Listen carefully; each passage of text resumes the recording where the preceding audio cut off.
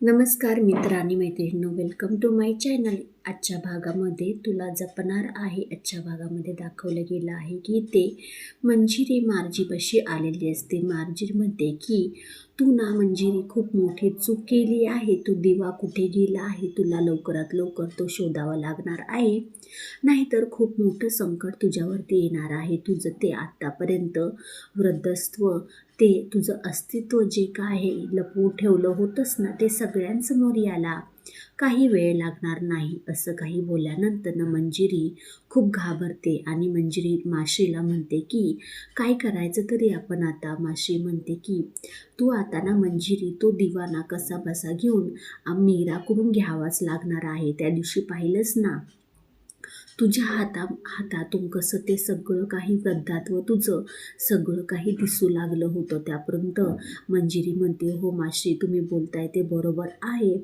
असं काही बोलल्यानंतर ना मंजिरी खूप मोठा डाव खेळते, तेही अथर्वला मध्ये घेऊनच. ते कसं काय, तोपर्यंत ते अथर्व मीराला काहीतरी बोलणार असतो. मनातले भाव, ते जे मनातलं प्रेम, आत्ताशी कुठं अथर्व मीराचं प्रेम फुलायला लागलेलं असतं.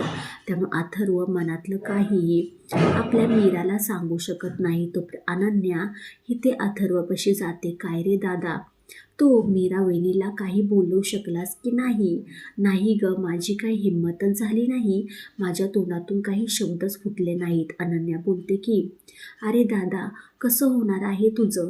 तुझ्या मनातले भाव आणि काय तुझ्या मनामध्ये आहे ते सगळं तुला सांगावंच लागणार आहे. तोपर्यंत अथर्व म्हणतो, हो सांगेनच, पण त्याला आता वेळ येऊ देईल. तोपर्यंत ते अंबिका मीरापाशी येते. म्हणते की काय ग, तू